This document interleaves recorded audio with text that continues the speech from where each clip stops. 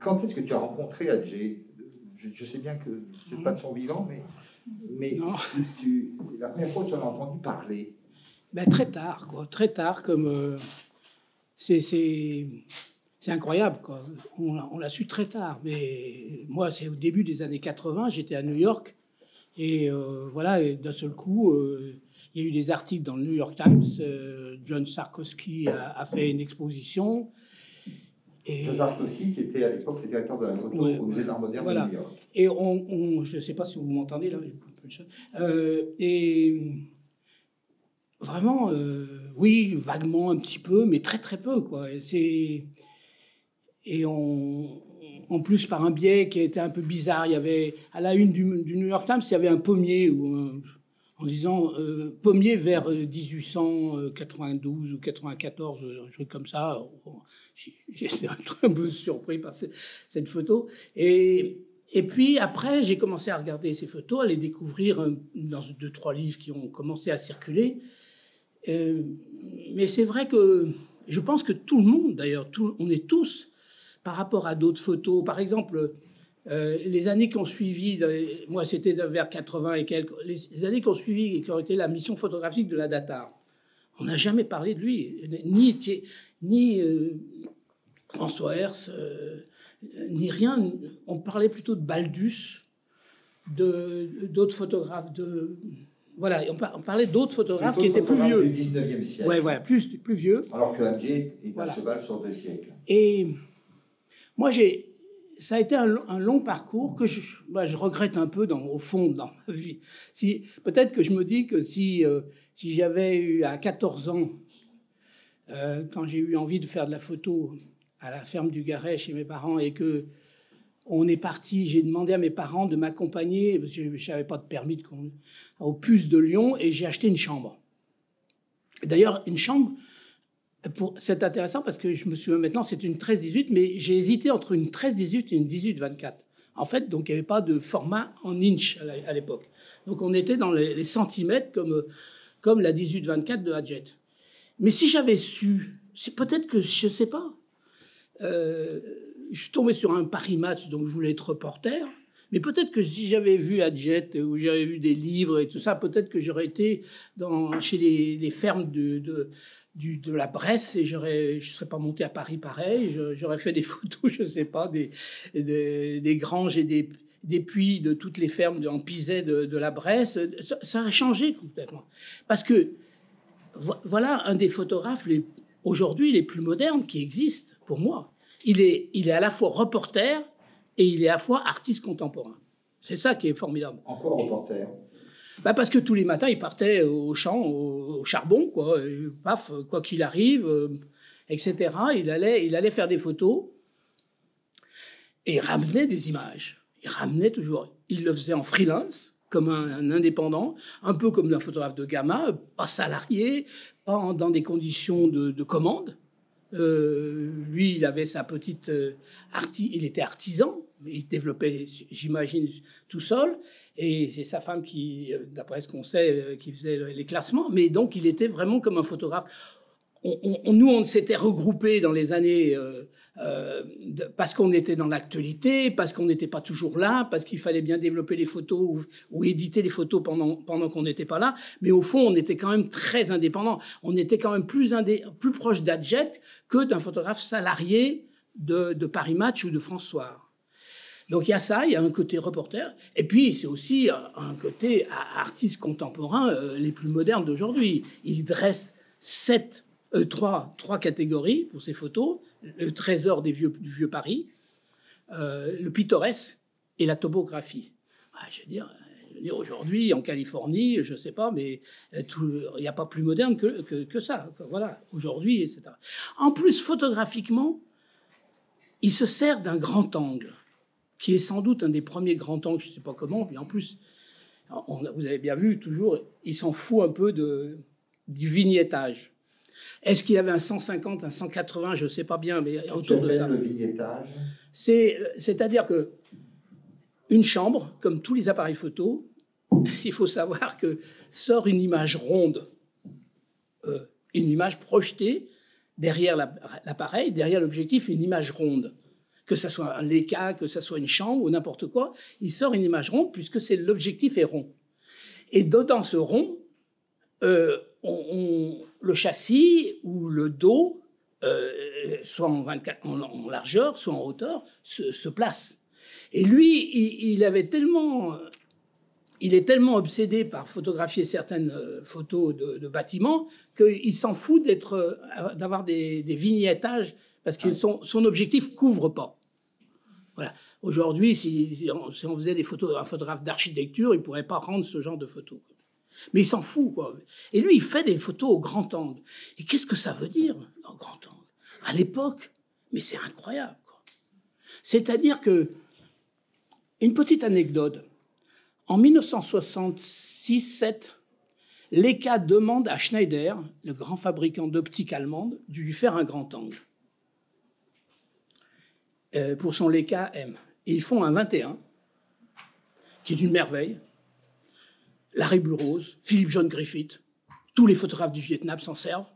C'est des photos historiquement incroyables, parce que les gens sont avec les combattants, avec les GI. Ils sont à 30 cm, 1 mètre, et il y a du champ encore. Qu'est-ce que fait Adjet? La première photo que j'ai vue, et peut-être la première photo au grand angle de lui, c'est cette prostituée là, qui la regarde, et puis il y en a d'autres aussi, et puis même des cours, tout ça, il fait du grand angle. Donc il est d'une modernité insensée. Et ça lui permet quoi? Ça lui permet de... pour moi, c'est politique. C'est-à-dire, ça veut dire, je suis là, voilà, je triche pas, comme les photographes du Vietnam, comme Larry Burroughs. Dès 67-68, il fait un numéro double issu de Life, où il y a 40 pages couleur, avec les GI dérouillent secs, parce qu'on les voit morts, blessés. Et donc, ça montre politiquement que le photographe qui les accompagnait, il était avec les GI, il n'était pas au téléobjectif, c'est pas une photo fabriquée, c'est pas une photo montée. On revient à la photo de Capa, mais c'est toujours le même principe. Et après, ça a été, bien sûr... c'est-à-dire que ça montre qu'il y a une proximité avec les gens qu'on photographie. C'est pas une image volée. C'est aussi... Il y a quelque chose qui fait que on donne son emplacement, on donne sa place. Et la place, elle est très importante. Là, on rejoint d'autres médiums. Si vous voulez, par exemple, Huston, quand on lit John Huston, le grand cinéaste, ou Ozu, vous apercevez que c'est la première chose qui passe. C'est dire où mettre la caméra. Là. Et ils ne se trompent jamais. Ils sont pile au bon endroit. Et lui, on voit bien que dans ses photos, des fois des séries où il rentre dans une cour ou un hôtel particulier, il hésite. Bon, il cherche, bien sûr, il travaille, mais en fond, il est toujours au bon endroit. Et il donne sa place. Et en fait, finalement, quelque part, on a... alors, on dit les détails, tout ça, mais ça montre peut-être qu'il poussait certaines choses, il mettait un peu en scène certaines photos. Mais ça montre que, voilà, ça montre, voilà comment c'était. En 1910, je sais pas, voilà, il y a des endroits, moi, je suis sidéré, elles n'ont pas bougé, d'ailleurs. La plus belle photo, le chef-d'œuvre, pour moi, d'Adjet, c'est la rue de l'Échaudé et de la rue de Seine. C'est sans doute une des plus grandes photos françaises et historiques de l'histoire du monde de la photo. Parce que la rue de l'Échaudé et la rue de Seine, elle n'a pas changé. Ça n'a pas changé. Ce n'est pas un hôtel particulier qu'on rentre dans une cour, etc. C'est une rue. Et ça serait intéressant, d'ailleurs, d'aller voir Monsieur Lallemand et qui boucle le quartier pour faire une nouvelle photo de la rue de l'Échaudé. J'en ai parlé à Anne. Elle m'a dit, mais pourquoi pas? Après tout, on pourrait un jour d'été, au mois d'août peut-être, pour faire le même angle, presque 110 ans après, quoi, de la rue de l'Échaudé. Parce qu'il l'a fait en plusieurs fois, la rue de l'Échaudé. Donc c'est cette petite rue de Seine, si vous connaissez tous, c'est une petite rue, puis il y a un immeuble en coin, qui ressemble d'ailleurs beaucoup au flat immeuble de New York. Quoi. Il est très mince, très étroit. Et on pourrait se demander qu'est-ce qu'on a... Il y a un lampe à pétrole, d'ailleurs il y a un gaz. Qu'est-ce qu'on a cassé depuis cette époque d'Adjet? Qu'est-ce qu'on a fait comme bêtise? On a sans doute au sol, on a dû mettre des emplacements de parking. On a mis sans doute des parcs-mètres. Peut-être qu'il n'y en a pas dans cet angle-là, il faut espérer. Parce que la chose qu'on a fait, moi je le sais, parce que j'ai fait une mission France après, et je connais mon problème, la catastrophe aujourd'hui, par rapport à Jet et nous, c'est les bornes. Vous allez, par exemple, je prends par exemple une ville comme Arles, une ville charmante, avec des petits trucs. Il y a des bornes de partout, maintenant, cette année-là, pour que les gens ne se garent pas n'importe où. Donc, si toi, t'arrives avec une photo d'Adjet, tu dis je vais refaire la même, ou je vais en refaire une autre, ou je vais faire une nouvelle photo, tu as des bornes devant qui vont te gêner. Pourquoi les bornes sont gênantes et qu'ils n'existaient pas du temps d'Adjet? C'est parce qu'il n'y avait que des carrosses et des voitures à bras, quoi. Donc, c'est ça en ça. L'autre chose aussi que moi, je trouve vraiment, vraiment très important aujourd'hui, c'est la photo en hauteur. Adjet, c'est la photo en hauteur. Et quand vous regardez aujourd'hui des photographes comme Alex Sott, les derniers photographes de Magnum là, qui font à la chambre, qui font des jeunes Californiens installés dans les Rocheuses comme ça et qui vivent d'amour et d'eau fraîche, ils font tous en hauteur. Donc ça veut dire que quand même, quelque part, Adjet était en avance, et particulièrement dans ses hauteurs. Et par rapport aux autres, à ces photographes contemporains, avant lui ou après lui, bien sûr qu'il y a des horizontales comme photo, mais il a fait beaucoup de hauteur. Et c'est en ça, je crois, il reste un photographe très moderne, parce que je crois que Paris, il me semble, comme ça, des rues, des hôtels particuliers, ça se fait en hauteur. Quand même. Il y a, tu as fait un livre qui s'appelle Errance, qui est tout en hauteur, non? Les photos sont tout en hauteur. Est-ce que Adjet a joué un rôle dans le fait que tu t'es dit, on peut faire tout un travail à partir de photos en hauteur, ou est-ce que c'est d'autres raisons qui t'ont poussé à faire ça? Non, pas sur ce travail. Errance, non, mais je vais vous en montrer un nouveau qui va sortir dans quelques jours, qui est vraiment tout en hauteur aussi.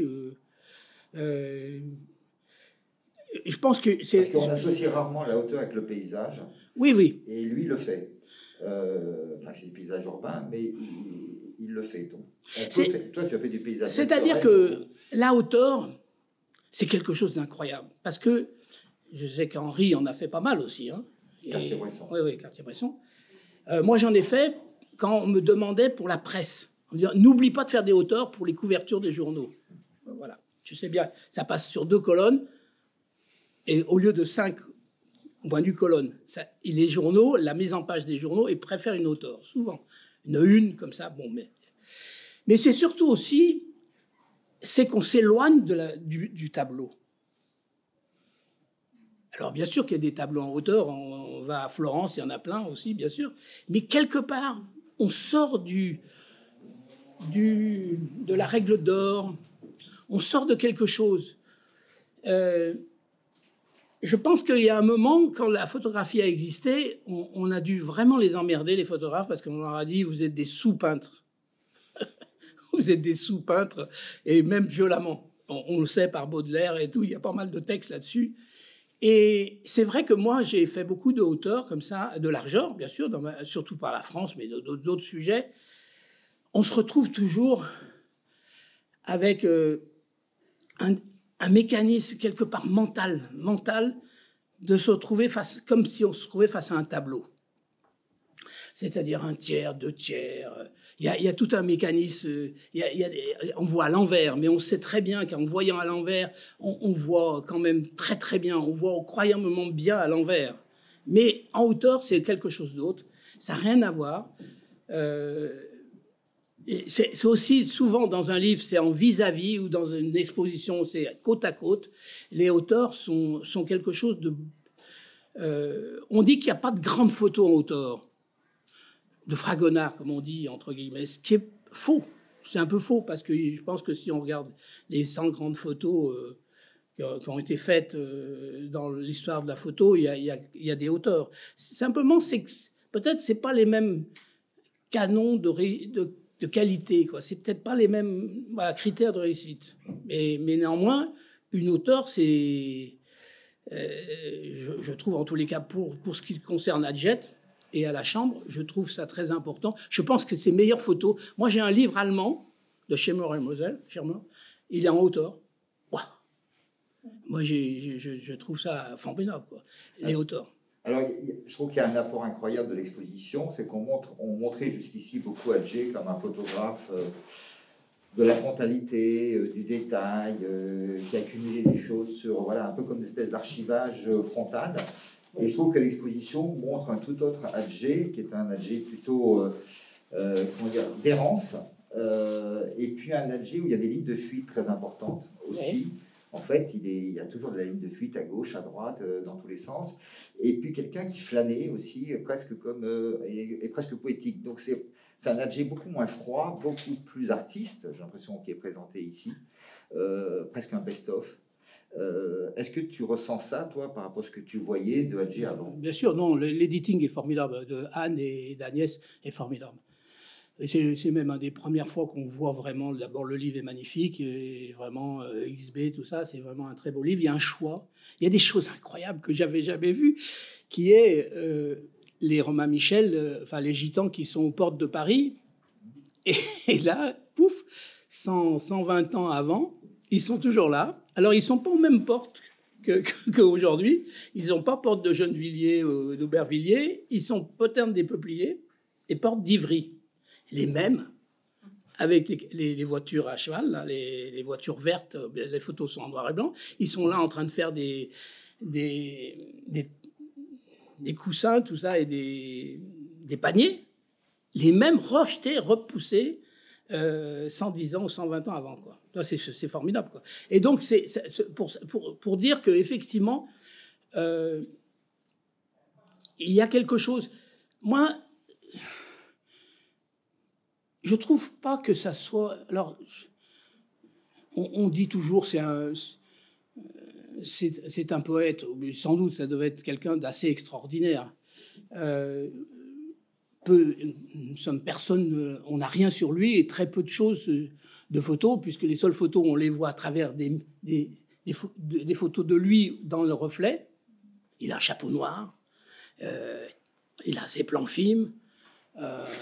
En plus... Je pense que, ça il faudra demander, mais je pense qu'une grande partie de ces photos sont faites au bouchon. Alors, tous les spécialistes ne le disent pas, mais il est fait au bouchon. Alors, qu'est-ce que c'est le bouchon? Parce que justement, Man Ray lui dit tu devrais t'acheter un obturateur, par Bérénice Sarbotte. Parce que Man Ray était en face. Parce que quand même, il y a un truc de complètement fou. Ces trucs campagne première, qu'on connaît tous, parce que c'est la fin d'À bout de souffle, elle avait deux photographes, l'un en face de l'autre, l'un proche du réel, Adjet, et l'autre quelque part ailleurs, Man Ray. C'est deux branches de la photo mondialement. Après, on peut faire des colonnes avec des centaines de noms sous l'un ou sous l'autre. Et c'est l'un en face de l'autre. J'imagine que Man Ray en a parlé, bien sûr, à Bérénice Sarbotte, qui arrivait et qui a été le voir comme ça, parce qu'il devait être assez reboussier, quoi, comme pour reprendre un terme de paysan, et assez physiquement assez imposant. Moi, je reviens sur le bouchon. Non, parce que je suis obligé de passer par Alexandre le Grand. Ça va nous mener loin. Ouais, Adjet, Alexandre le Grand, pourquoi pas. Quand j'ai fait Errance, l'Égypte venait d'ouvrir une palmeraie qui s'appelle Siwa, où Alexandre le Grand a été pour rencontrer l'oracle, qui est à la frontière avec la Libye. C'était une palmeraie fermée. Personne ne pouvait y aller. Moi, j'y vais. Et puis, je ne sais pas pourquoi, et je vois un photographe. Et donc, je rentre dans la photo, et puis je me dis, tiens, j'ai toujours besoin de photos d'identité. Et le mec m'assoit dans un studio, comme ça, et il fait une photo au bouchon. Alors, au bouchon, c'est quoi? C'est le capuchon qui est entouré de velours, qui est très doux, comme ça, et il regarde, et hop, il sort le bouchon, et hop, il le referme. Ça fait 1 seconde. Alors, faut pas bouger, bien sûr, mais ça marche.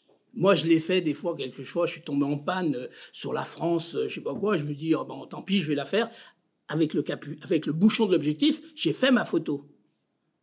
J'ai fermé l'obturateur, j'ai mis la vitesse j'ai ouvert l'objectif, j'ai fait 32, 64, 32, et puis hop, j'ai fait la photo impeccable.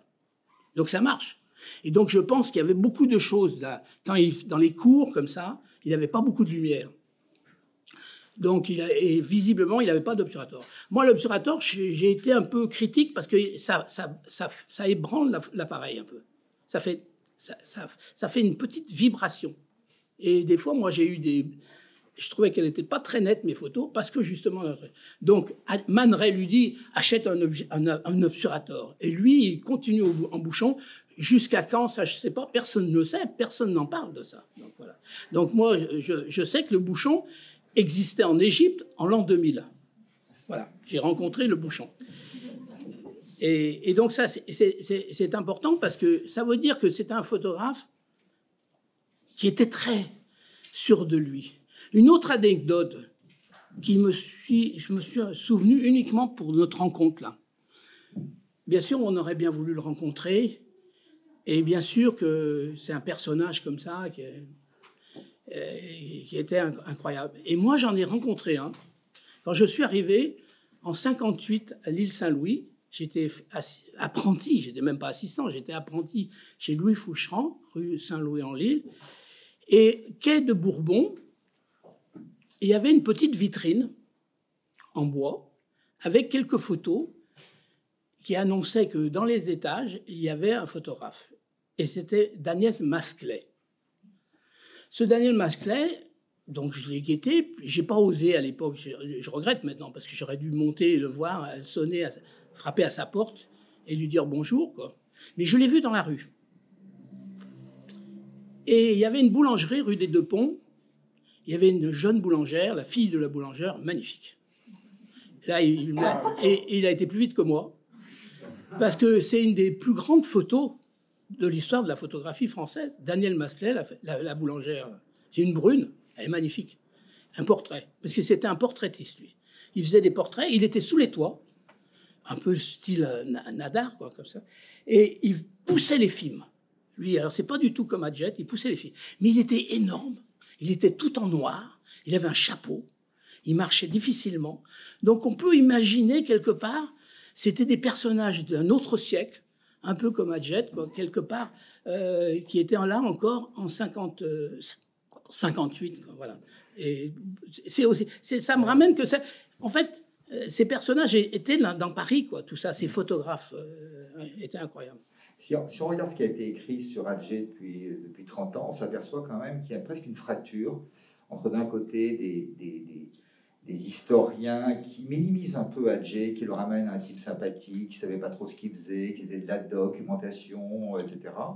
Et puis nombre de photographes, des photographes américains beaucoup, qui disaient, au Cartier-Bresson même à un moment quand même, et puis d'autres, des Français, mais beaucoup d'Américains, qui ont dit en quoi Adjet était important pour eux. Donc j'ai presque envie de dire c'est les photographes qui ont réhabilité Adjet, bien plus que des gens extérieurs à la photographie ou des historiens. Tu te situes où, toi, entre ces deux camps? Ah ben moi, je suis 100% derrière les anglo-saxons, là, dans le domaine. Effectivement, les Américains sont très, très, très sensibles à quelque chose, peut-être, qui fait que... J'ai encore lu quelque part, là, hier ou avant-hier, une documentation, c'est pas de l'art. Ça dépend comment c'est fait, quoi. Les archives, c'est pas de l'art. J'ai lu plein de choses sur Adjet là ces jours-ci. Effectivement, on en voit plein en disant c'est pas de l'art, quoi. C'est des archives, c'est des photos intéressantes, c'est important, c'est une topographie, etc. Mais c'est pas de l'art. Moi, je pense pas que ça soit. Je pense qu'effectivement, aux États-Unis, notamment avec John Sarkowski, il a impulsé un mouvement comme ça, avec beaucoup de photographes, ceux qui ont fait bien sûr des photos dans la rue, mais pas seulement. Pour dire que, au fond, l'acte d'une photo dans la rue peut être une photographie intéressante qui révèle plein de choses, et c'est pas seulement un document. Voilà. Nous, peut-être que c'est le mot document qui avec la langue française, part d'une autre manière, peut-être dans les racines, le style documentaire, on en a beaucoup parlé, tout ça. Peut-être que le mot document, nous, quand on dit le mot document, ça peut pas être une œuvre d'art. Et je pense que c'est un peu faux. Une anecdote, alors aussi, mais elle est significative celle-là. Quand Pennebaker a rencontré, un cinéaste, oui, un cinéaste, a rencontré le chanteur, hein? Bob Dylan. Bob Dylan. Il lui a dit, qu'est-ce que vous avez déjà fait? Et il lui dit, bah, pas grand-chose, j'ai pas fait de film encore, mais je peux vous montrer des images que j'ai fait dans la rue. Ça, c'est incroyable, quoi. J'imagine à France 2 télévision ou à Arte leur dire, j'ai envie de faire un film sur Giscard, qu'est-ce que vous avez fait? Ah ben, j'ai fait des gens dans la rue. Ils me diraient, mais hein, peut-être raison, mais enfin, ils auraient tort. Parce qu'effectivement, Pennebaker a fait des plans dans la rue, et donc Bob Dylan les a vus, et a regardé ça, comme si c'était un portfolio, quoi. Et il a dit, d'accord, on fait Don't Look Back, ce fameux film. Et voilà, il a fait le fameux film Don't Look Back. Donc il lui a donné l'autorisation de faire ce film. Donc ça pour dire que dans la culture américaine, une photo de rue, parce qu'au fond, la photo de rue... Dans la rue. Oui, dans la rue. Parce que, en fait, Doisneau, Cartier-Bresson, tout le monde a fait des photos dans la rue à cette époque. Tout le monde en faisait. Et des grandes photos, et c'est celles que j'aime souvent le mieux. Toutes les plus grandes photos, peut-être, d'Henri, sont forcément dans la rue, pour moi. Et même de Doisneau et de tout le monde, et d'autres photographes. Bien. Donc, je vois pas. Et un seul coup... on se méfie du document. Et bon, moi, on a mis du temps, et je pense que c'est ça qui a bloqué un peu la reconnaissance d'Adjet. Est-ce que ça Adjet t'a servi à sauter le cap, qui est de faire des photos comme on fait traditionnellement en France, avec des gens dans le cadre, et que le décor n'est que décor, a fait en sorte que le décor soit donc vide et devienne le sujet de l'image. Est-ce que voir que c'était possible, que Adjet en faisait beaucoup, toi, parce que ce saut-là, tu le fais quand même pas tout de suite, hein, non. Est-ce que ce saut, tu avais bien vu Adjet avant de le faire, c'était quelque chose que tu maîtrisais, et est-ce que ça t'a aidé à passer ce cap? Oui, bien sûr, bien sûr. Quand je faisais des photos dans la France, j'étais souvent... les gendarmes venaient me voir. Ils s'arrêtaient, ils venaient me voir, très gentiment. J'étais souvent pas très bien garé, d'ailleurs, mais enfin bon, peu importe. Et ils parlaient avec moi. Même encore, là, il y a quelques mois, pendant la pandémie. C'était pas pour voir si j'avais un masque, ni rien. Et je me suis dit, tiens, il y a quelque chose qui a à voir avec le rapport de gendarme. Dans la photo d'Adjet, ou dans la photo que je faisais à cette époque. C'est-à-dire que, mais c'est pas péjoratif ce que je dis. Je suis là, je suis en face d'un tabac qui s'appelle Les Sports, à Bédarieux. Il y a une terrasse, il y a des chaises devant, il y a une pancarte, il y a des publicités. Et au fond, quelque part, je suis un gendarme qui fait son rapport, quoi. Pof, tac. Je fais une photo. Elle coûte, en couleur, ça coûte assez cher, mais j'essaye que ça soit tout et net.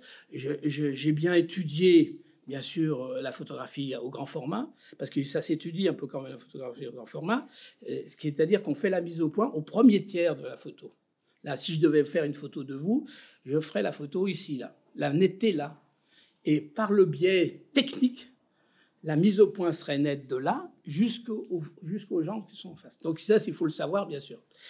Mais je veux dire, il y a tout un cérémonial, puis après, on voit à l'envers, il y a ce voile, comme ça, qui n'a pas changé depuis Nadar, le même format, avec un rouge et pour faire port aux calèches. Les calèches passaient près des photographes, alors ils avaient peur, alors ils mettaient la face rouge pour que les chevaux s'écartent qu'ils soient écrasés par ça date d'Adjet, ça. Mais là, aujourd'hui, tu achètes à Berlin le vendeur le plus branché de la photographie 2025 ou à Los Angeles, ils vont te vendre avec du rouge et du noir, avec le rouge des cardinaux, le rouge que tu trouves au marché Saint-Pierre, d'ailleurs. Voilà. Tout ça pour dire que ce rituel existe toujours, bien sûr. Les photographes, un certain nombre de photographes s'en servent beaucoup. Je pense que les Allemands étaient un petit peu jaloux de lui. L'école de Düsseldorf n'en parle jamais. Ils ne la connaissaient pas trop. Ils ne les connaissaient pas trop, les photos, je pense. Ils étaient plutôt sur Ranger Pabst. Ouais, Pabst. Les Américains ont été importants parce que, grâce à Bérénice, qui a montré ces photos, je ne crois pas que ça soit par le côté pittoresque du vieux Paris, tout ça, qu'on peut croire, parce que ici, dans le quartier, on croise des Américains. Non, c'est pas ça. C'est quelque chose qui fait que cette notion, peut-être qu'ils n'ont pas, eux, ils ont du mal, de garder des traces de leur histoire. Il n'y a rien. Hein, moi, je sais, parce qu'avec Claudine, ça fait mon 3e voyage que je vais aux États-Unis, au Dakota, au Texas, etc. Donc, on roule. Et c'est vrai, pas grand-chose. Il n'y a pas de souvenirs, très peu de souvenirs. Il y a quelques souvenirs indiens, mais très, très peu. Il y a des paysages magnifiques. Et puis, il n'y a pas tellement d'histoire, quoi, bien sûr. Mais donc, peut-être que ils savent très bien tous, moi j'ai parlé longtemps avec Robert Adams, c'est tous des gens qui viennent de l'Europe centrale, Robert Adams, d'Ukraine, etc. Donc ils savent très bien que ça fait partie de... Voilà, je pense que les Américains ont été plus sensibles à Adjet, et c'est bien qu'ils nous aient montré, et puis ils ont continué. Je veux dire, Shimamoto... tous ces photographes-là, Alex Soft et puis d'autres, sont des descendants d'Adjet, quoi. Les meilleurs aujourd'hui, les plus modernes d'aujourd'hui, quoi. Si tu l'appelles, d'ailleurs, depuis toujours Eugène Adjet, à l'américaine, oui. Alors que c'est un bon français, oui. Tu le rattaches plus à une tradition américaine de la photographie, c'est pour ça? Oui et non, parce que je ne sais pas... C'est vrai qu'il y a beaucoup de photographes que j'aime beaucoup aux États-Unis qui, après, ont continué avec les chambres, bien sûr, à photographier avec les chambres. Or qu'en France, ça s'est un peu arrêté. La preuve, c'est que Magnum s'est installé dans les locaux de... Ça y est, je me suis dit, il ne faut pas que j'oublie ça. Bacri? Non, mais c'est un fabricant de chambres. Ah, pardon. Rue Christine. Voilà, mais ça me reviendra. Donc, en fait, ils avaient fait faillite déjà depuis longtemps. C'était en 70. Et ils avaient fait faillite. Donc, il n'y a pas eu de... Ça n'a pas continué, la chambre.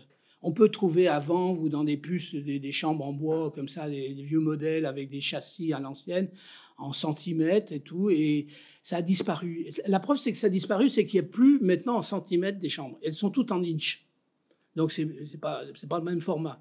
Mais bon, les fabricants de films se sont calés, même ceux d'Europe centrale ou ceux d'Amérique ou ceux du Japon, c'est tout en inch, quoi. Donc le 20-25. Alors c'est vrai que ça a donné lieu à des photographes comme Walker Evans ou Paul Strand ou d'autres, bien d'autres, et jusqu'à aujourd'hui, qui ont continué cette tradition.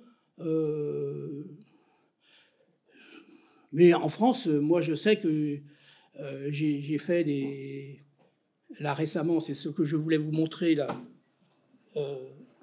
D'un livre qui va sortir dans quelques jours. Alors là, vraiment, c'est la tradition d'Adjet, c'est tout un livre en hauteur, que en hauteur. Oui, pardon. C'est tout un livre en hauteur. Je te le montre. Commune, voilà. C'est un travail qui va être exposé, que j'ai fait, c'est la Fondation Cartier pour l'art contemporain, excusez-moi, pas Cartier-Bresson, mais... Commune. Et donc, qu'est-ce que c'est que Commune? Alors, pendant le confinement, celui de l'année dernière, je suis tombé sur une liste de 280 villages en Lozère et en Aveyron, de 280 villages qui ont refusé, repoussé l'exploitation du gaz de schiste qui avait été donné du temps de Sarkozy. à des Texans. Et heureusement, ça avait un peu traîné. Et on avait eu des échos des écologistes américains en disant « catastrophe, vous allez à une catastrophe parce que ça va polluer l'eau. Le mercure va remonter dans les nappes phréatiques. » Donc, vous imaginez, d'abord, en Lozère, c'est déjà des gens, il faut pas leur... Lozère, Aveyron, Hérault et Gare, ils se sont... et les camions n'ont jamais pu passer, etc. Il y a eu un grand procès à Nanterre, du temps de M. Hollande, et on a remboursé des millions, les Texans pour pas exploiter le gaz de schiste. Et alors je me suis dit, ces 280 villages, ils ont l'air pas mal. Je me suis dit, tiens, j'avais une liste de 280, et c'est comme ça que je suis parti faire les 280 villages. Il y en a que j'ai pas fait de photos, puis il y en a que j'ai fait des photos. Et parallèlement à ça, j'ai vu sur un site américain qu'il y avait un nouveau film américain. Lent, comme un film de l'époque de, je sais pas quoi, de Walker Evans, tout ça, comme La Panne atomique. 80 ISO, je me suis dit, oulala, c'est une merveille ça. Et en fait, je me suis fait avoir, c'était un film chinois, monté par les Américains et fabriqué par les Américains, emballé par les Américains. Mais enfin bon, j'ai fait toutes ces photos avec ce film, là, voilà. Et voilà. Et donc j'étais très content. Et là, justement, j'ai eu un accueil formidable avec les gens. Parce que d'un seul coup, c'est un peu comme les gendarmes qui venaient vous voir, les gens, ils viennent vous voir, quoi. Parce que d'abord, ils sont persuadés que l'appareil date de 200 ans, or qu'il est tout neuf. Là, c'est la première chose. Ça m'agace, moi, d'ailleurs. Vieil appareil. Non, en fait, il y a Ebony, il y a beaucoup de marques qui font des chambres nouvelles. Deuxièmement, le film, c'est la meilleure technologie au monde, quoi. Et on ne peut pas faire mieux. Et d'ailleurs, pour les publicités de voitures, plus maintenant, mais il y a encore quelques années, on faisait appel à ces photos. Troisièmement, même des photographes de mode comme Avedon ou Penn, tout ça s'en servait pour faire des choses comme ça avec des personnages. Et au point de vue technologie, c'est assez simple. Et puis, ça demande surtout à réfléchir un peu. Sinon, on mitraille, quoi. Et moi, ça m'est venu un peu de ça quand j'ai fait Les Paysans avec Claudine. Parce que quand j'ai fait les films, le travail sur la ruralité, sur Rural, ils ne voulaient pas que j'ai un Leica, les paysans. C'est pas qu'ils ne voulaient pas, ils s'en foutent de Leica. Mais j'ai commencé un jour à faire une photo au Leica, puis un Leica, c'est un appareil, c'est un peu comme les glaces. T'en fais une deuxième, quoi.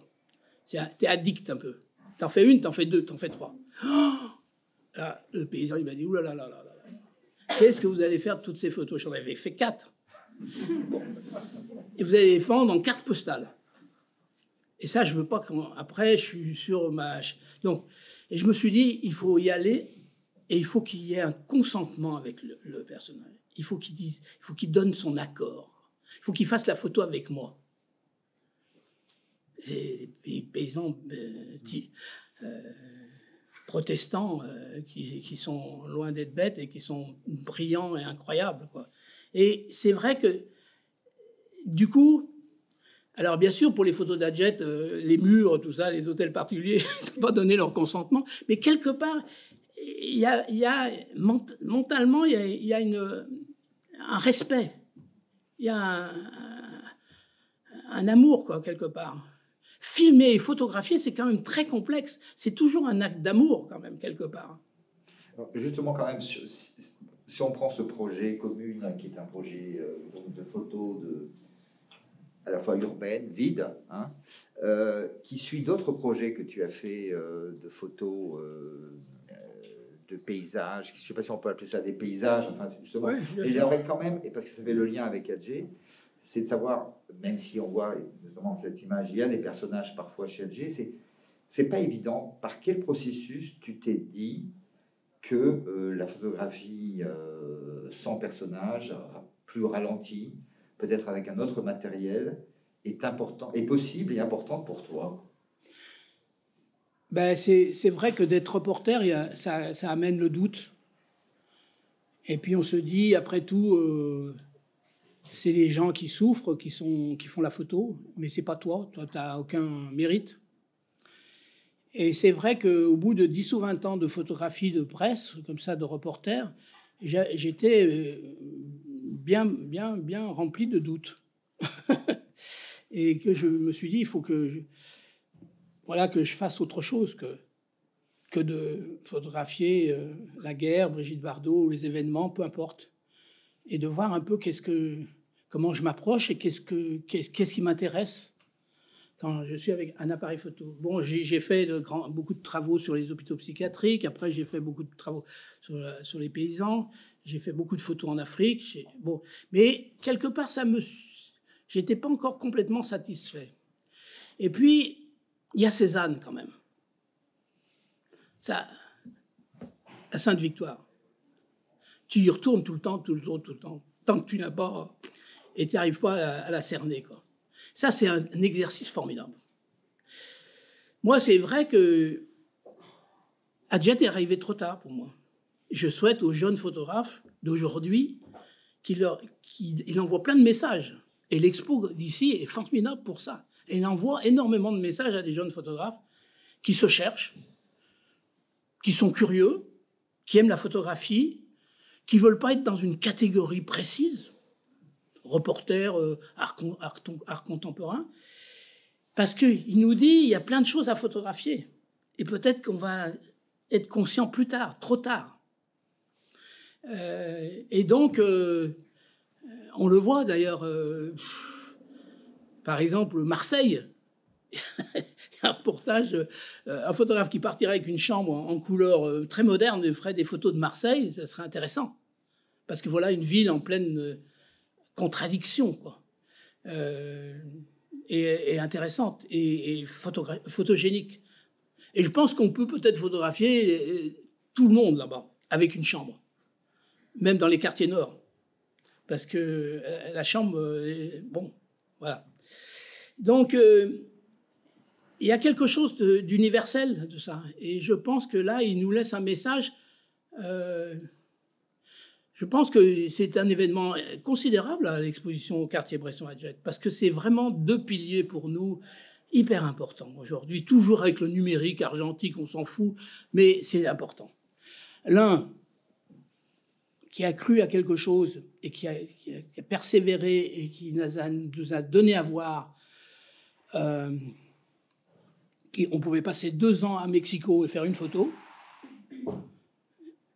et que ce moment arrêté comme ça était quelque chose de fort.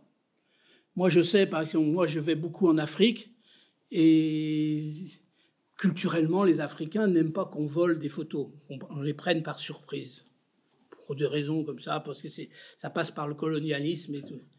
Mais je sais très bien qu'ils sont magnifiques quand je saisis un moment. Et alors, c'est flagrant, quoi. Une femme Toubou saisir Oleka, waouh, c'est formidable.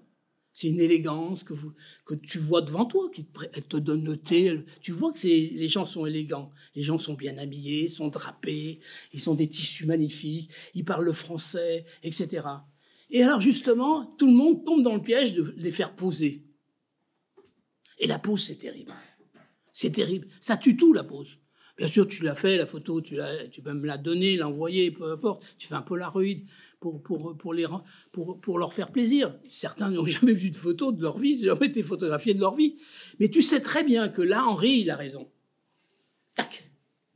Et l'autre pilier, donc. D'ailleurs, quand elle se lève pour chercher un puits, au puits, elle va chercher un seau d'eau. Tchac, tchac. Wow. Et là, et c'est en hauteur en plus. Et c'est en hauteur. C'est pas en largeur. Parce que c'est pas une photo fragonard, c'est une photo d'une grande élégance, quoi. Et donc c'est là que Henri, et tous les deux d'ailleurs, Henri et Adjet, parce qu'il faut le dire quand même, quelle chance pour nous, pour les photographes ici, notre culture, pour la France, pour tous, du monde entier, ces deux photographes comme ça, ils s'enchaînent, ils s'emboîtent les uns les autres sans se copier ni l'un ni l'autre. Mais voilà. Ils se complètent. Et c'est fantastique parce que quelle merveille. Merci. Donc, on va vous laisser la parole pour des questions. Allez-y. Hein. Qu'est-ce qui veut commencer? C'est toujours l'occasion de poser des questions qu'on a oublié de poser aux bons amis. Lorsque nous étions à New York ensemble, à l'occasion de l'élection de Macron, tu étais avec une chambre. Bien sûr. Avec ton drap rouge, d'ailleurs. J'apprends aujourd'hui à quoi il servait, je ne savais pas. Toutes les calèches de New York. Et pourtant, il n'y avait pas beaucoup de calèches. Pour les taxis, peut-être. Mais ça n'attirait pas non plus les foules, ta position sur place. C'était tout à fait détaché. Mais tu n'as pas parlé de ce territoire hyper moderne qu'est l'Amérique, par exemple, qu'est New York, et la différence avec d'autres territoires comme le fin fond de la Lozère dont tu parlais à l'instant. Quelle différence cela fait? Bon, bien sûr, il y en a beaucoup, parce que New York est une ville plus européenne que le continent américain. C'est pour ça que j'avais envie de retourner un peu. Voilà. J'avais fait beaucoup de photos au 24-36 et j'avais envie de retourner un peu en Amérique, mais d'une autre manière.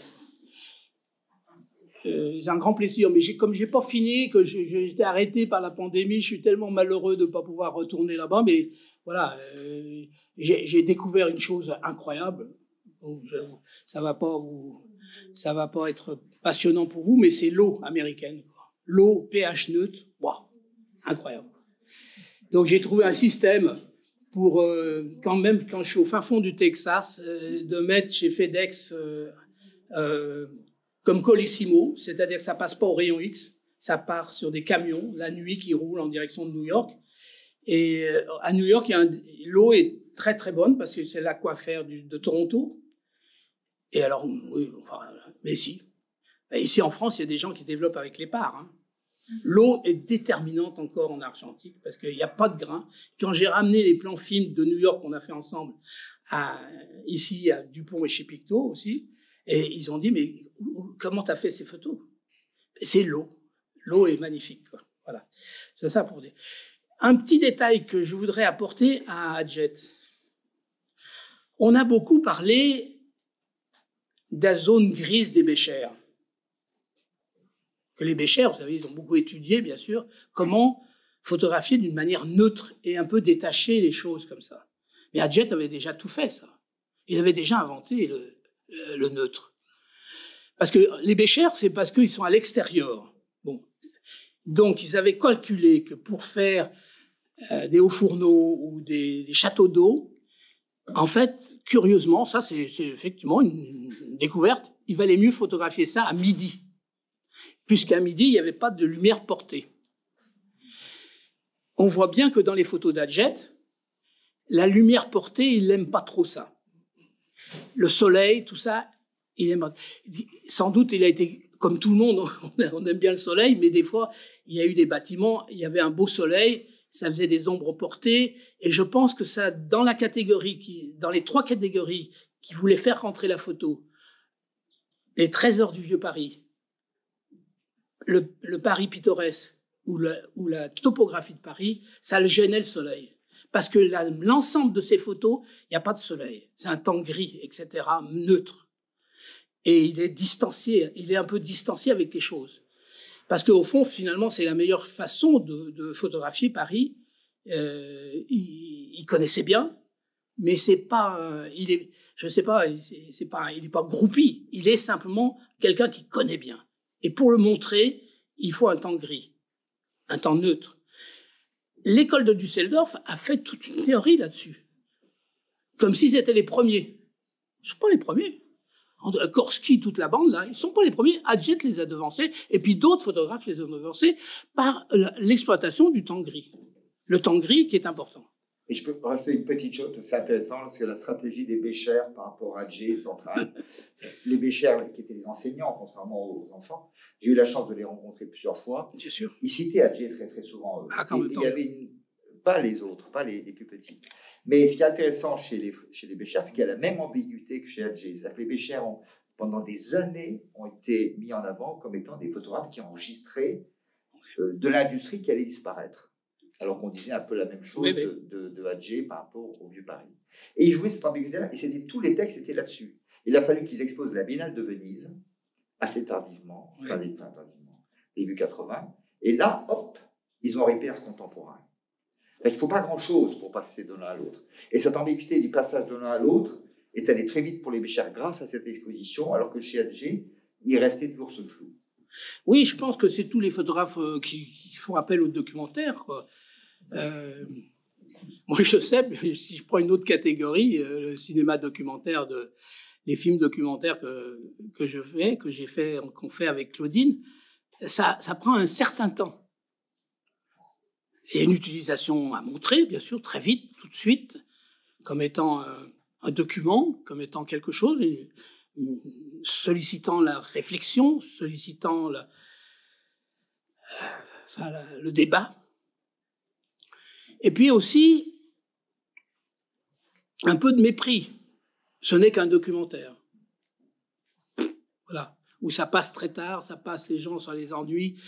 On vous raconte toujours que les gens aiment bien les documentaires, mais voilà, ils font pas le choix d'y aller les voir. Bon, tout ça, j'ai tout entendu là-dessus. Donc c'est vrai que le documentaire souffre un peu de ça, que ça soit, je pense, celui qui est là pour conserver un certain nombre de traces, comme celle Atget ici, ou les Béchers avec l'industrie allemande, ou même les Américains, certains. Ça demande, ça prend du temps. Peut-être la culture anglo-saxonne est peut-être à moins d'a priori sur nous, sur ça. Bien sûr. Je pense. Elle a un peu moins d'a priori. Une photo, voilà, pour continuer, pour te répondre, François, les photos, je fais des photos que mes confrères américains ont déjà fait depuis longtemps, mais je me dis, après tout, voilà, j'ai le plaisir d'être là, c'est un territoire que, voilà, c'est ouvert, etc. Et je vois bien que je suis influencé aussi par des choses qui ne sont pas tout à fait les mêmes que les Américains. Alors, ma culture, elle est particulière, mais j'en ai une, parce qu'on en a tous une culture américaine quelque part. On a vu, moi je sais, c'était ma marraine. Elle est partie chez Lewis et Jean en 1954, parce que Villefranche-sur-Saône était une ville de confection. C'est une ville Lafon. C'est Lafon qui est les Bleus Lafon. Donc Lewis a invité les ouvrières. Elle était contremaître. Ils ont été chez Lewis. Et elle m'a ramené en blue jean. Et je l'ai mis. Et le directeur de l'école, il m'a dit, pas question. Là. Vous allez me sortir ça. Il n'est pas question que vous mettiez un Lewis, un blue jean. C'était en 52, 54. Donc, vous voyez, il y a encore des frontières comme ça. Non, mais je veux dire, voilà, on a tous un peu... ce que je veux dire, c'est que le document, on le voit aussi pour le texte, hein, peut-être a plus de mal un peu Et puis il est violent pourtant.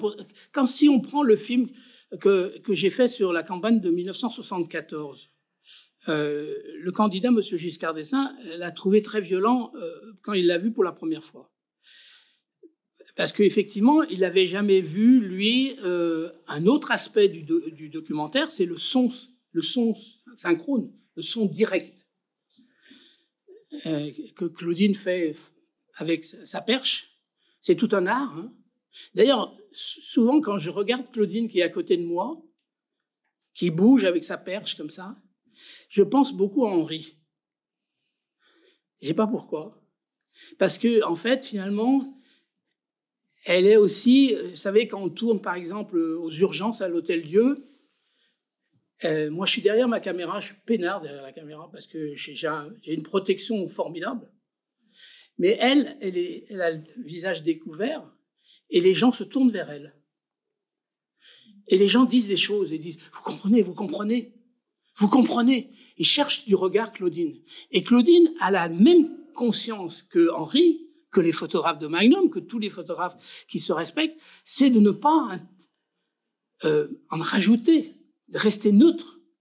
Tu ne peux pas intervenir dans une salle, dans une séance de cinéma direct, en psychiatrie ou peu importe ailleurs. Tu vois, tu ne peux pas. Donc il faut... Alors elle a une façon de regarder, et hop, elle fuit le regard pour pas pour pas acquérir le discours des gens. Ça a l'air de rien tout ça, mais c'est primordial. Parce que ce discours frais, là, comme ça, comme les sociologues comme Erving Goffman, qui l'ont développé, que Basalia m'a demandé de lire quand je suis arrivé à Trieste pour la première fois pour faire des photos après l'affaire Claust, quand j'ai fait ce grand travail sur la psychiatrie alternative. Il m'a dit, il faut que tu lises Erving Goffman. Heureusement, Bourdieu venait de traduire. Moi, j'ai sociologie américaine, c'est quand même simple comme bonjour. Simple comme bonjour. Bien sûr, il dresse un certain nombre d'institutions totalitaires, mais surtout, il parle du discours frais. C'est-à-dire que quand vous êtes aux urgences à l'Hôtel-Dieu et que quelqu'un arrive avec les pompiers, il a marmonné quelque chose, mais c'était pas très clair. Et les pompiers ont compris qu'il l'emmène. Dans le doute, il l'emmène. Le gars, il arrive dans la salle de soins, qui est une salle de soins classique. Le psychiatre arrive là. Il dit, qu'est-ce qu'il y a, monsieur? Et là, pour la première fois, il va raconter son histoire. Comme ça serait notre cas. Voilà, j'étais dans la rue, j'étais en train de faire ci, j'ai fait ça. Voilà. On s'arrête. Ça, c'est le discours frais. Ça. C'est ce que Goffman appelle le discours frais. Et on le sait très bien, nous-mêmes, nous le savons. C'est assez proche de l'instant décisif de Cartier-Bresson, ça. Tchac. C'est un geste qu'on ne refait pas. Parce qu'après, il arrive une deuxième, il arrive une quatrième, une sixième. Moi, je suis toujours là. Et je vois que le gars raconte plus la même histoire. Il est moins bon, entre guillemets. Il en fait des kilos, ou il évite certaines choses, ou il pleure, ou il fait quelque chose. Et c'est fini. Donc, c'est pour ça que Goffman parle du discours frais comme du lait frais. Parce que la douleur, quand on parle, on a aussi cette action très vite, très forte, comme ça, une fois. Et là, il faut l'enregistrer. Je suis désolé. Non. Est-ce qu'il y a une dernière question, juste avant? Il n'y a pas? Non, c'est bon. Allez, une dernière. Je suis désolé, hein. Il bavard.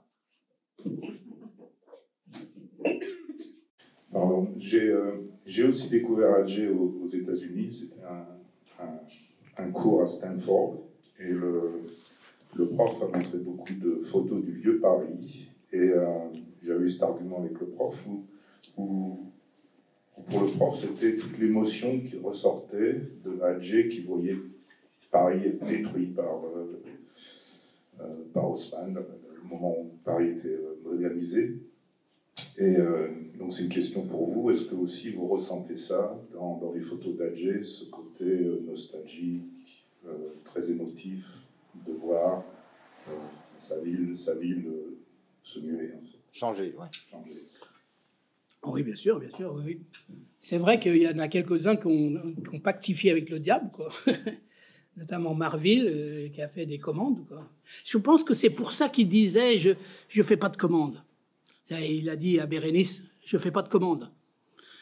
Parce que la commande était peut-être mal considérée. Les commandes de l'État, les commandes du baron Haussmann, tout ça. Il y a plein de photos. Hein. Baldus, Le Sec, Marville. Il y a plein de photos où on voit les démolitions, puis après l'évolution, quoi. Je pense qu'ils ont dû faire appel à le baron Haussmann. Ils ont dû faire appel à des photographes. Et lui, il n'a pas voulu participer. Ceci dit, il est un peu plus tard, lui, quand même. Et il a dû y penser tout le temps. Comme quelque chose qui l'angoissait, que là, on rase. Voilà. Oui, il y a une volonté de sauver quelque chose, quoi. Madame? Merci. Bonsoir, monsieur le parent. Je suis péruvienne et moi, j'ai eu la chance de connaître à ces gens le travail des deux créateurs français que j'admire beaucoup, que ce sont Eugène Adjé et Jean Renoir. Pour moi, je pense que c'est des créateurs français magnifiques et qu'ils ont fait certainement une image de la France au-dessus de ce qu'on voit ailleurs. Moi, quand je vois un ganguette, j'écoute des chansons comme La Bastille, La Complainte de la Butte, je vois une orgue de Barbarie, je continue encore à rêver. Et ce qui était pittoresque avant, la question c'est là, qu'est-ce que vous trouvez qui est pittoresque maintenant? qu'est-ce que ça pourrait ressembler à ce qui était les Paris pittoresques d'avant? Qu'est-ce que vous pensez que ce sont les sujets, les situations, les choses pittoresques d'aujourd'hui? Merci. C'est difficile. Je pense que la chambre, justement, peut-être a cet avantage par son format. Comme moi, j'étais cinéaste, la première chose que te demande un producteur, quand tu fais un film, il te dit quel est ton format. Moi, la première fois, je me suis dit, de quoi il parle? De quoi il parle? Et donc, le format a son rôle à jouer là, dans le pittoresque, ou casser le pittoresque.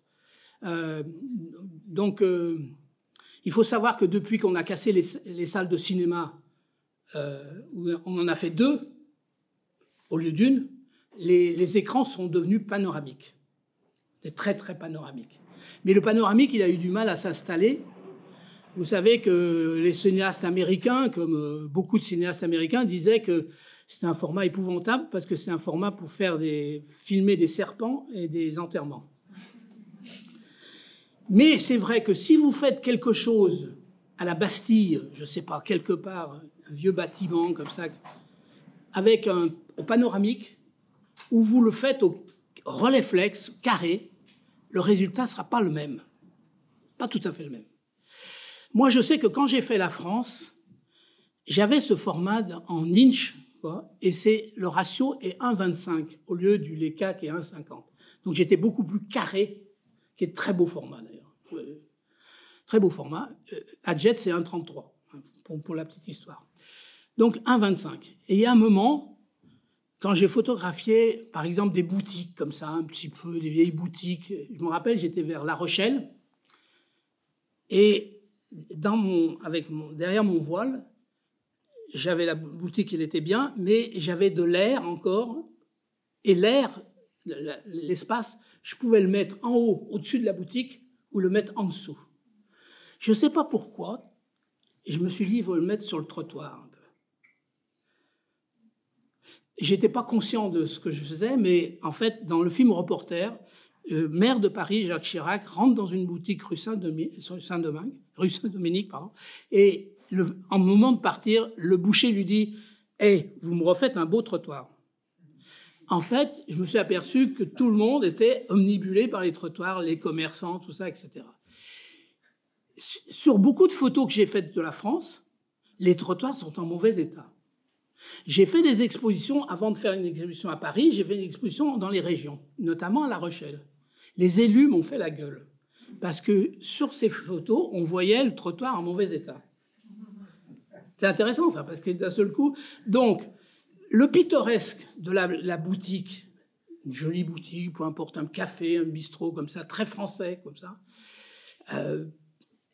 d'un seul coup, le cadre pouvait très bien transformer la photo en quelque chose, une attaque contre les élus ou contre l'espace public, puisque ça, c'est de l'espace public, le trottoir. Voilà. Donc, c'est plus de l'espace privé. Donc, effectivement, je pense que comment tuer l'exotisme? Ça, c'est toujours... Dans les années 70-80, nous ne parlions que de ça, à cette époque, les photographes de presse. C'est, dis-moi, comment tu vas tuer l'exotisme? Maintenant, c'est peut-être autre chose, on n'en parle plus. Moi, je sais que j'avais lu Pierre Clastre, des gens comme ça, Lévi-Strauss, bien sûr, qui étaient les premiers, les chercheurs, bien sûr, les anthropologues, qui sont les premiers à nous avoir alertés sur cette position qui est d'actualité avec l'Afghanistan. Mais qu'est-ce qu'on va faire là-bas, quoi? Qu'est-ce qu'on fout là-bas? Et pourquoi on irait étudier ces gens-là? Au nom de quoi? De quelle civilisation? Pourquoi on ferait des photos pour Paris Match? Qu'est-ce que ça veut dire, quoi? C'est aller-retour comme ça. Et on se posait cette question-là. Et moi, je me suis dit, putain, mais c'est vrai. Qu'est-ce que je suis? Et je sais que moi, j'étais assez jeune, mais quand même, au moment je suis arrivé à la décolonisation, moi, en Afrique. Et après, il y a des gens qui m'ont pris à partie. Et j'ai dit, mais moi, j'étais un peu lâche, quoi. J'ai dit, mais je suis pour rien, moi. En fait, j'y étais pour quelque chose. Mais voilà. Donc, le pittoresque de Paris, je pense que Ce que je veux dire, c'est que quelqu'un s'attaquerait aujourd'hui à Paris avec un procédé proche de Adjet de cette époque-là, qui pendant des mois et des mois, sans commande publique, sans personne, ni la ville de Paris, ni rien, travaillerait sur les espaces publics et privés. Il aurait du mal, mais il y aurait quand même... et on peut y arriver quand même. Dans le film L'Argent de Bresson, il y a un plan, je vais vous dire c'est un chef-d'œuvre, mais alors il n'y a vraiment pas beaucoup de gens qui le pensent, c'est boulevard Henri IV, près de la Bastille, et c'est un trottoir, et Bresson, il a dû mettre 15 jours pour la faire. Bon. Et un trottoir, et un gars, il prend une mobilette, il monte sur sa mobilette et il s'en va. Bon, c'est magnifique. Une autre chose aussi que je voudrais dire... Avant de finir. Non, parce que Adjet, il fait les raccords dans l'axe. Adjet fait les raccords dans l'axe. Qu'est-ce que ça veut dire, raccord dans l'axe? Le maître incontournable du raccord dans l'axe, c'est Ozu. Vous voyez un film d'Ozu, le gars, il parle à une jeune femme, il y a un autre plan, et il fait le même plan. Il ne passe pas par la jeune fille qui regarde l'homme. C'est ça, un raccord dans l'axe. Il évite le plan raccord. Il les fait, je ne sais pas comment. C'est un chef-d'œuvre, le mec. Et Adjet fait ça. Il rentre dans une cour, il pourrait faire un contre-champ, il ne le fait pas, il continue à faire un autre plan. Il y a des faux raccords, tout le temps. Dans plein de choses, Saint-Séverin, dans les hôtels particuliers, tout le matériel, c'est des faux raccords. Et ça passe. Donc il a inventé le faux raccord. Bravo, c'est quelle fin.